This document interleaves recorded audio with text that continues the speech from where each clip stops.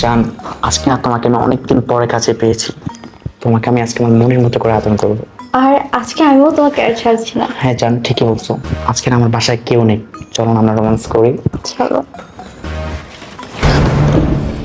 এই ফকিন্নির বাচ্চা, তোর সাহস তো কম না যে তুই আমার রুমে এসে আমাকে ডিস্টার্ব করতেছিস। তোকে বলেছি শরবত এনে এখানে রেখে যেতে, আর তুই কি করলি?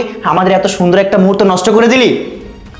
আরে ওদের কি কোনো শিক্ষা দীক্ষা আছে নাকি? যদি থাকতো তাহলে আমাদের এই সুন্দর মুহূর্ত নষ্ট করতে পারতো না। আর আমার মনে হয় কি জানো, তোমার এই সৌন্দর্য দেখে ও নিজেকে সামলাতে পারেনি, তাই হয়তো এরকমটা করেছে। হ্যাঁ জান, তুমি ঠিকই বলেছো। এই তুই এক্ষুনি এখান থেকে বেরিয়ে যা, যা বলছি। এই তোর সাহস কি করে হয় ওর থাপ্পড় মারার? আরে এই, তোর তো সাহস কম না, তুই আমার বাড়িতে থেকে আমার সামনে আমার জানের গায়ে হাত তুলতেছিস। বৃষ্টি, তুমি এখানে? হ্যাঁ আমি